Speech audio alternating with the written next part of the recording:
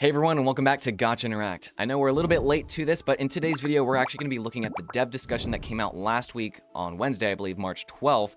And you guys probably already knew about this, but we did kind of want to go over it real quick and maybe give you some of our personal thoughts on it and what it could mean for the future of Genshin Impact, possibly. So jumping right into this, we're looking here at the developers discussion from March 12th. We have some things like boosted enhancement efficiency for artifacts defined with Sanctifying Elixir. And I think right off the bat, that's one of the biggest takeaways. Just, before we even dive in, I think that's the biggest thing that people have been talking about, and it's definitely does seem exciting. So after the version 5.5 update, artifacts defining by consuming Sanctifying Elixir will be marked with a interesting symbol you see right there. When these artifacts are enhanced to level 20, their defined minor affixes will be enhanced at least 2 times, thus improving your character development efficiency. In short, you're guaranteed to get at least 2 of the stats you actually are focusing for. So for example, this in the picture here, his main stats crit rate, he's wanting crit damage and energy recharge. When he levels this to 20, at least 2 of those 5 upgrades have to be either crit damage or energy recharge. So it kind of just guarantees a little bit, at least like at worst, I guess, a mid piece. So it can, chance to be better and it can't be worse kind of a thing. So that's definitely very, very, very good off the bat, because I've definitely already used Sanctifying Elixir, and maybe some of you have as well.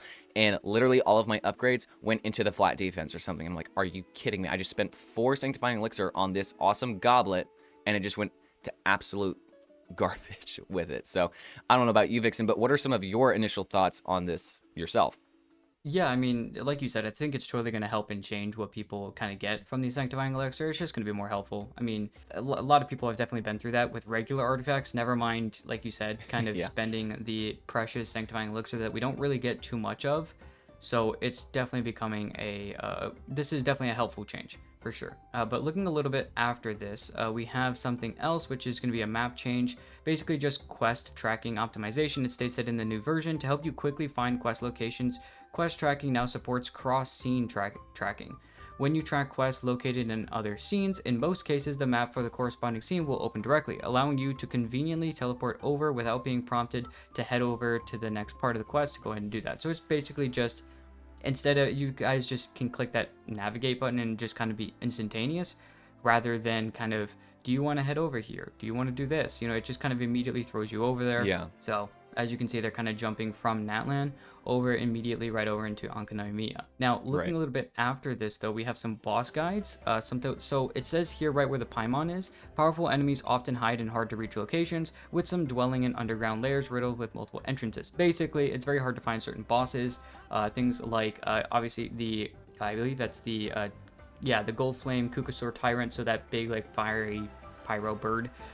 Basically, at that point, you have to find like a special entrance for it. There's plenty of different bosses for that, but basically it states that when you have yet to unlock the nearest teleport waypoint to a certain boss, after opening the boss's location through the adventure handbook or through other means, probably through story or something, you will click the track and guide button in the adventurer's handbook, and the system will show you a path of challenge, marking out the underground entrance to the boss's location, as well as where you kind of need to immediately go. So as you can see, it has that little like mark immediately where you need to go, because obviously if you want to go find where the boss is, sometimes you can't really find where you actually need to go.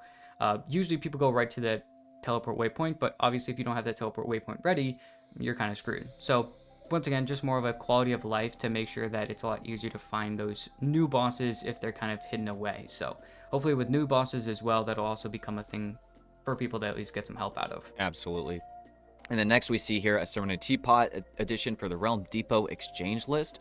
Now, Vixen and I aren't big on Serenitea Pot, but I know there's definitely a community out there that loves the Serenitea Pot and stuff like that, those Animal Crossing mains and whatnot. But this looks, I guess, kind of interesting for people like that. So new version, you're going to have in the depot, it'll support exchanging for multiple items simultaneously and add a new exchange list feature. You can exchange for multiple items at once, not exceeding the redemption limit, and can also add desired items in specific quantities to a list. Items from different tabs can be added to a single list for batch exchanges.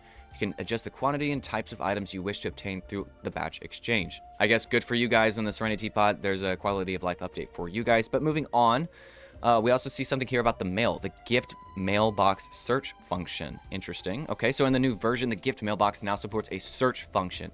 You can search for relevant mails using title keywords or senders, allowing you to recall those touching moments anytime, anywhere. So if you want to see, I guess, Kaya's birthday from like 3 years ago, I guess you could just look for that. So I guess like there in the picture, they searched birthday and it's just showing them, oh, like the traveler's birthday cards where we got those cakes from. If you're a veteran player, you know what this is. If you haven't been playing long enough, you'll get there. But I guess that's kind of cool. So yeah, if you want to look up those specific cards, I don't know why you'd want to do that, like from a gameplay perspective, but that's definitely something for the people who care about that. But looking at the next thing, Vixen, what do we see? Well, the very last thing actually we see here is the controller support for Android. So in the previous, I believe only iOS could have a controller, I guess, connected to it. Yeah. But now the DualSense wireless controller, your DualShock. So the DualSense is the PS5 controller, the DualShock 4 is the PS4 controller, and the Xbox wireless controller, and then the Xbox Elite wireless controller Series 2. Basically, Android 9 and above for the Xbox, the DualShock 4 is 10 and above for the Android, and then 12.0 and above for the new DualSense. It's probably just because of all the new hardware, or sorry, software that you need to have to probably actually make it worth it on your Android. But yeah, this allows you guys to actually use a controller if you guys are using your phone on your things from now on. So if you guys are actual mains and use like a PS5 or something like that and you're on the go, at least you Android people can, actually have that capability. I am an Android person, but I am just either always home and I can use keyboard and mouse, or I just go onto my controller, so I don't have that problem. But I know that this could be helpful for people if you don't have a PlayStation or something like that, or if you do have a PlayStation but somebody else is on it, or if something, or your Xbox and your sibling or your partner or whatever is on it, you can at least still kind of feel comfortable using what you're used to while just using your phone as the actual way to play the game. So that's kind of just once again more small quality of life here. I think that overall the quality of life changes are more or less nice. Like with the depot, we just basically got a shopping cart. That's literally all they did. They just gave us a shopping cart, which is probably helpful for people that are just trying to buy a bunch of stuff and whenever you're trying to build stuff and make stuff in your teapot. The boss guide is nice because, once again, it's just really nice for newer players that are trying to make sure they're getting everything. And the same thing with the quest tracking. Once again, newer players are going to have a good time with that. The artifacts is definitely the star of the show here. They're definitely the 5-star of this dev discussion, because of this 10 pull of quality of life updates we have. Here's the 5-star. Yeah, no, legit. So I think it's just more or less a lot of people are going to be talking about this. Maybe not even talking about it, but it's going to maybe be a small thing that people aren't realizing is going to come in, and it's just going to help us get better artifacts, which we desperately need. So I think for a lot of people, keep in mind, still save your Sanctifying Elixir if you guys have it, and thankfully wait until the new version drops before you use it. So wait another week or so until this actually drops. Don't use it yet, because this won't be out, I believe, until that new version. So, well, that's everything we've got talking about this dev discussion in this video. If you guys did like the video, please go ahead and like and subscribe. Thank you guys so much for watching the video. Let us know what you guys are thinking about this dev discussion. What's kind of your best? Probably it's going to be the artifacts, but still let us know down below. Once again, thank you guys for watching the video, and we'll see you guys in the next one.